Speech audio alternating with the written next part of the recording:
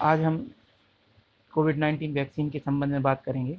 जैसा कि राज्य सरकार और केंद्र सरकार द्वारा निर्णय लिया गया है कि ऐसे व्यक्ति जिन्होंने 18 साल की उम्र पूर्ण कर ली है, उन लोगों के लिए वैक्सीनेशन किया जाना है। अब वैक्सीनेशन कराने के लिए हमें किन प्रोसेस से गुजरना होगा, वह प्रक्रिया मैं आज आपको इस वीडियो के माध्यम से बताने वाला हूँ। सबसे पहली बात तो ये है कि बिना रजिस्ट्रेशन की वैक्सीन नहीं लगेगी। अब वैक्सीन नहीं लगेगी तो वैक्सीन के लिए हमें रजिस्ट्रेशन कराना होगा, और रजिस्ट्रेशन कराने के लिए आपको या तो आरोग्य सेतु ऐप या फिर आप गूगल क्रोम के माध्यम से गूगल पर आप www.cowin.gov.in के माध्यम से भी रजिस्ट्रेशन करा सकते हैं। रजिस्ट्रेशन कराने के लिए आपको क्या कराना होगा, सबसे पहले आप गूगल पे जाएंगे। गूगल पे जाने के बाद आप www.cowin.in जैसे ही गूगल पर लिख के सर्च करेंगे, सर्च करने के उपरांत जो आपके पास सबसे पहले जो साइट आएगी उस पर आप क्लिक करेंगे, जैसा कि आपकी स्क्रीन पर दिख रहा है। और स्क्रीन पे जब www.cowin.gov.in की वेबसाइट आपके सामने प्रदर्शित हो जाएगी, उस पर आप क्लिक करेंगे। स्क्रीन पर क्लिक करने के बाद आपको इस तरह से इंटरफेस दिखाई देगा, जैसा कि इंटरफेस आपकी स्क्रीन पर दिखाई दे रहा है। इस इंटरफेस में आप सबसे पहले क्या करेंगे, जो कि आपको यहाँ पे एक बटन दिख रहा होगा, रजिस्टर और साइन इन। रजिस्टर और साइन इन इस बटन पे आप क्लिक करेंगे। जैसे ही आप इस बटन पे क्लिक करेंगे तो आप एक नई स्क्रीन पे जाएंगे। नई स्क्रीन पे जाने के बाद नई स्क्रीन पे जाएंगे जैसे ही, तो आपके सामने जैसे ही रजिस्टर पे क्लिक करेंगे तो आपके सामने इस प्रकार की एक स्क्रीन डिस्प्ले हो जाएगी, जिसके अंतर्गत आप सबसे पहले मोबाइल नंबर डालेंगे, और मोबाइल नंबर डालने के बाद गेट ओटीपी बटन पर क्लिक करेंगे। जैसा कि स्क्रीन पे दिखाई दे रहा है कि एंटर द मोबाइल नंबर। इस एंटर द मोबाइल नंबर के स्थान पर आप क्या करेंगे, यहाँ पे आप मोबाइल नंबर डालेंगे और गेट ओटीपी बटन पर क्लिक करेंगे। जैसे ही इस बटन पर क्लिक करेंगे, तुरंत ही आप के नंबर पर एक ओटीपी आएगा। उस ओटीपी को आप इस तरह से एंटर द ओटीपी, इस तरह की एक स्क्रीन दिखाई देगी। इस स्क्रीन के अंतर्गत आप क्या करेंगे, यहाँ पे जो लिखा हुआ है एंटर द ओटीपी, यहाँ पे जो भी आपके मोबाइल नंबर पर मैसेज आएगा, जो मोबाइल नंबर डाल के आप रजिस्ट्रेशन कराएंगे, उस पर आपके एक ओटीपी आएगा। वह ओटीपी आप यहाँ पर डालेंगे और ओटीपी डालने के बाद वेरीफाई बटन पर क्लिक करेंगे। जैसे ही वेरीफाई बटन पर क्लिक करेंगे, आपका नंबर वेरीफाई किया जाएगा। इस तरह से ओटीपी नंबर आप डाल के वेरीफाई बटन पर जैसे ही क्लिक करेंगे, क्लिक करने के बाद एक अकाउंट डिटेल आपके साथ ओपन हो जाएगी। जैसा कि मैंने आपको बताया है और बताना चाहूँगा कि आप एक नंबर पर मिनिमम अधिकतम 4 व्यक्तियों के रजिस्ट्रेशन करा सकते हैं। आप अगर ध्यान देंगे स्क्रीन पर, तो स्क्रीन पर लिखा भी हुआ है इसकी इंटरफेस स्क्रीन पर कि आप you can add up to 4 individual with 1 mobile number. आप 4 लोगों के रजिस्ट्रेशन एक नंबर पर कर सकते हैं। और जैसे ही रजिस्ट्रेशन करेंगे, चूँकि मैं आपको दिखाना चाहूँगा, मैंने रजिस्ट्रेशन कराया है, जो रजिस्ट्रेशन आपको दिख रहा है ना, जो कि 28 मार्च को किया गया है। इस तरह से रजिस्ट्रेशन करने के बाद आप लगभग 4 व्यक्तियों के रजिस्ट्रेशन कर सकते हैं। रजिस्ट्रेशन करने के उपरांत आप न केवल रजिस्ट्रेशन कर सकते हैं, बल्कि आप जो भी समय है वह समय भी निर्धारित कर सकते हैं कि आप किस समय पर आपको रजिस्ट्रेशन वैक्सीनेशन कराना है। वैक्सीनेशन के लिए आप रीशेड्यूल या शेड्यूल बटन पर क्लिक करेंगे। शेड्यूल बटन पर जहाँ पे रीशेड्यूल बटन दिखाई दे रहा है, अगर चूँकि मैंने इसका शेड्यूलिंग कर दी है, मैंने शेड्यूल कर दिया है कि मुझे 24 अप्रैल को वो कराना है, वैक्सीनेशन कराना है। 24 तारीख लिखी हुई है, लेकिन चूँकि अगर मैं 24 तारीख को किन्हीं कारणों से अगर मैं वैक्सीनेशन नहीं करा पाता हूँ, तो इसके लिए मैं रीशेड्यूल भी वो कर सकता हूँ, तो दूसरी तारीख में भी मैं अपना वैक्सीनेशन करा सकता हूँ। तो इस प्रकार से हम क्या कर सकते हैं, वैक्सीनेशन के लिए रजिस्ट्रेशन कर सकते हैं। रजिस्ट्रेशन के लिए मैंने आपको पूरी प्रोसेस बताई। रजिस्ट्रेशन के लिए हमें कहाँ जाना होगा, सबसे पहले हमें www.cowin.in, जैसा कि मैंने आपको बताया, स्क्रीन पे भी दिख रहा है कि रजिस्ट्रेशन कैसे होगा। या तो आप आरोग्य सेतु ऐप के माध्यम से, या फिर क्रोम ब्राउज़र के अंतर्गत गूगल पर आप www.cowin.gov.in लिख कर सर्च करेंगे। जो सबसे पहले आपको साइट दिखेगी उस वेबसाइट पर क्लिक करेंगे, और जो कि मैंने आपको इंटरफेस बताया था, इन सभी इंटरफेस पे आप मोबाइल नंबर डालकर ओटीपी डालकर वेरीफाई करके अपने जो भी व्यक्ति संबंधित व्यक्ति उन सभी जिनका वैक्सीनेशन कराना चाहते हैं उनको रजिस्टर कर सकते हैं। अब बात यह कि यदि रजिस्ट्रेशन ना कराया जाए तो वैक्सीनेशन नहीं होगा। जहाँ तक सरकार के निर्देशानुसार राज्य सरकार और केंद्र सरकार द्वारा निर्देशानुसार अभी तक यह कहा गया है कि बिना रजिस्ट्रेशन के वैक्सीन नहीं लगेगी। वैक्सीन लगवाने के लिए या तो आप आरोग्य सेतु या फिर कोविन के माध्यम से, वेबसाइट के माध्यम से मोबाइल नंबर और ओटीपी को वेरीफाई करते हुए जो भी आपके पास आइडेंटिटी कार्ड है, जैसे आधार कार्ड है, वोटर आईडी कार्ड है, या पैन कार्ड है, या अन्य कोई भी पहचान पत्र है, उसके आधार पर जानकारी फिलअप करेंगे। और फिलअप करने के बाद आप शेड्यूल करेंगे कि किस तारीख को मुझे वैक्सीनेशन कराना है, और संबंधित तारीख को वैक्सीनेशन कराने के लिए आपको शेड्यूल्ड बटन पर क्लिक करना होगा, और उसमें आप अपना पिन कोड डालेंगे, तारीख डालेंगे और समय चुनेंगे। ठीक है, समय चुनने के आधार पर आप जैसे ही शेड्यूलिंग कर देंगे और सबमिट बटन पर क्लिक कर देंगे, संबंधित तिथि पर आपकी वैक्सीनेशन को सुनिश्चित या शेड्यूल्ड कर दिया जाएगा, जिसका आप प्रिंट आउट भी प्राप्त कर सकते हैं। और प्रिंट आउट लेकर आपको कहाँ पे जाना है, किसी भी सरकारी अस्पताल में या फिर प्राइवेट अस्पताल में आपको वैक्सीनेशन के लिए जाना है।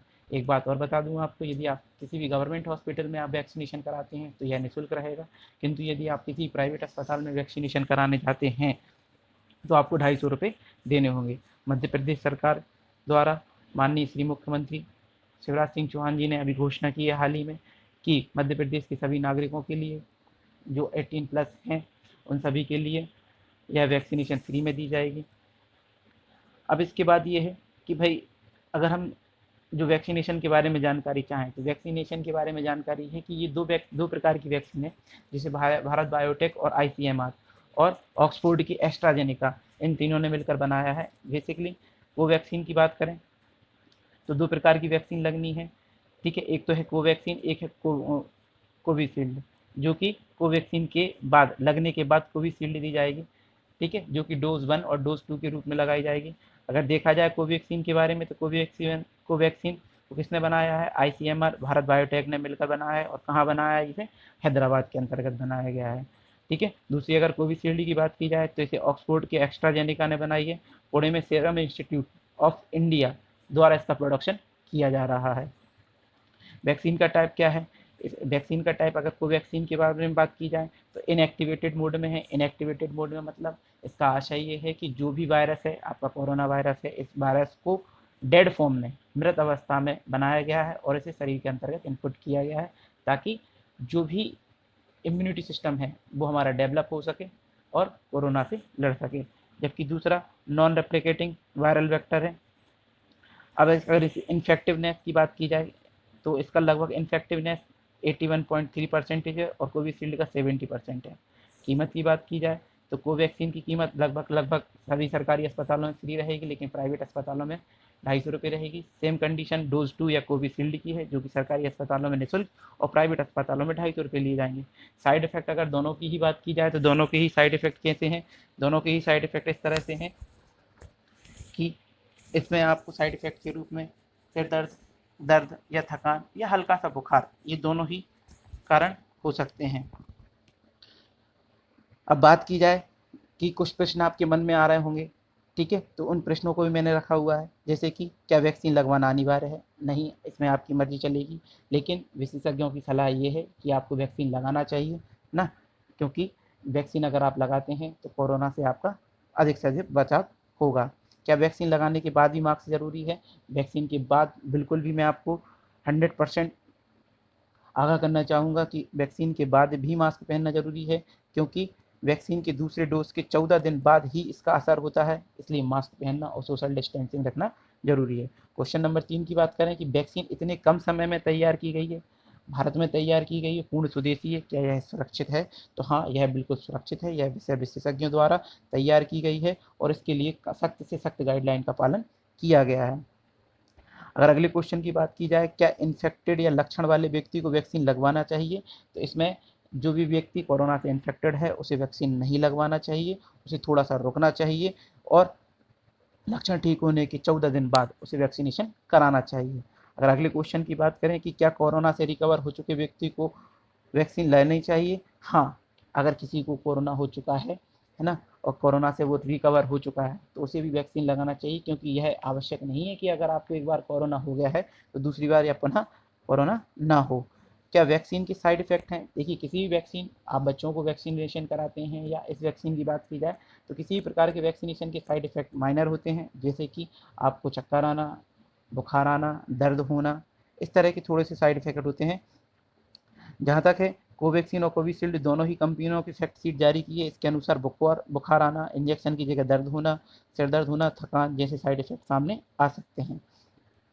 साथ ही अगला क्वेश्चन है, क्या आधार कार्ड में लिखे हुए पते के अनुसार ही पास के सेंटर पर वैक्सीन लगवानी होगी? नहीं, इसमें आवश्यकता अनुसार आप जो भी वेबसाइट पर रजिस्ट्रेशन करेंगे, जो कि मैं पूर्व में बता चुका हूँ आप, www www.covind.gov.in इस वेबसाइट के माध्यम से, या फिर आप आरोग्य सेतु ऐप के माध्यम से रजिस्ट्रेशन प्रोसेस के माध्यम से शेड्यूल्ड कर सकते हैं कि हमें किस तारीख को कितने समय पे और कहाँ पर मुझे वैक्सीनेशन कराना है।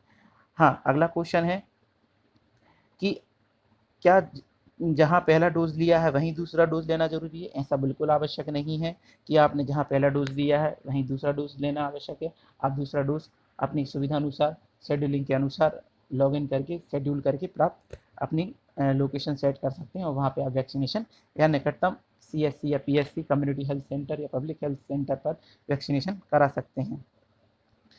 अगर कई बार स्थिति ऐसी निर्मित होती है कि जो हमने शेड्यूल्ड अपॉइंट किया है कि हम फला तारीख को हम वैक्सीनेशन कराना है, यदि उस तारीख को किसी प्रकार से कोई काम आ जाता है या किसी प्रकार की कोई परेशानी आती है तो हम उस शेड्यूल को रीशेड्यूल भी कर सकते हैं, अर्थात हम अपॉइंटमेंट कैंसिल भी कर सकते हैं और अपनी सुविधा अनुसार दूसरा अपॉइंटमेंट कर सकते हैं, दूसरी तारीख को हम वैक्सीनेशन करा सकते हैं। अब बात आती है, सभी प्रश्नों से आप संतुष्ट होंगे।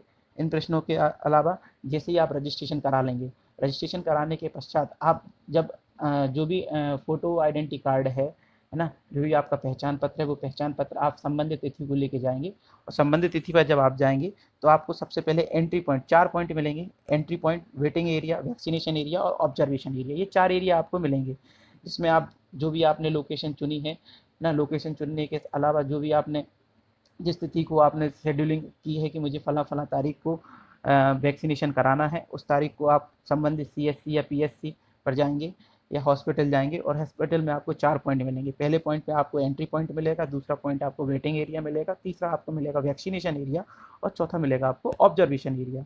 फर्स्ट एंट्री एरिया पे आपको एक अधिकारी पुलिस गार्ड या होम गार्ड या NCC कैडेट मिलेगा जो आपके रजिस्ट्रेशन को चेक करेंगे, जो कि आपने www.covind.gov.in के माध्यम से जो मोबाइल नंबर और OTP डालकर वेरीफाई करते हुए जो रजिस्ट्रेशन कराया है और जिसमें आपने टाइम वगैरह तारीख वगैरह शेड्यूल करके वहाँ से प्रिंट आउट प्राप्त करना है और प्रिंट आउट लेके आपको अस्पताल की ओर जाना है। यह प्रिंट आउट की चेकिंग संबंधित पुलिस अधिकारी, होमगार्ड या NCC कैडेट चेक करेगा कि आपने जो जानकारी आपके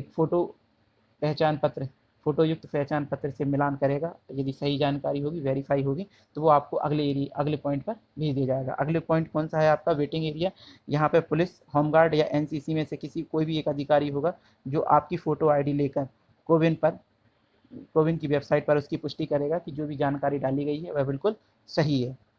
इसके बाद क्या आएगा, और जैसे जानकारी सही होने पर वो आपको अगले पॉइंट की ओर या अगले एरिया की ओर आपको भेज देगा और अगला एरिया है वैक्सीनेशन एरिया, जहाँ पर आपको नर्स या हेल्थ वर्कर के तौर पर एक तीसरा अधिकारी होगा जो वैक्सीनेशन लगाएगा।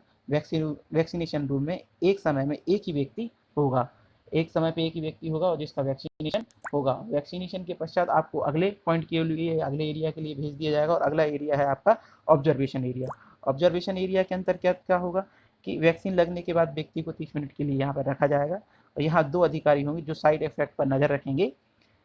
इस जगह पर बैठने के लिए पर्याप्त जगह होगी, पीने का पानी होगा, है ना, वॉशरूम की सुविधा होगी और 30 मिनट पर आपको ऑब्जर्वेशन देखा जाएगा, किसी प्रकार के साइड इफेक्ट तो नहीं है। यदि साइड इफेक्ट होते हैं तो संबंधित अधिकारी उनका ट्रीटमेंट करते हैं।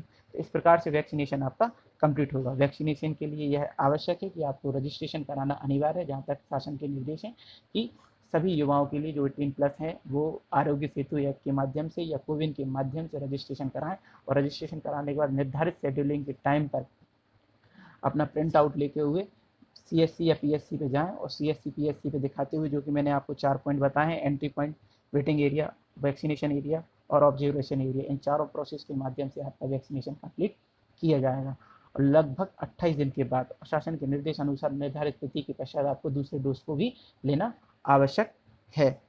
मेरे हिसाब से यह जानकारी काफ़ी अहम है। यदि आपको अच्छी लगती है तो इस जानकारी को अधिक से अधिक साझा करें ताकि अधिक से अधिक व्यक्ति इस जानकारी का लाभ उठाते हुए वैक्सीनेशन को कंप्लीट कराएं।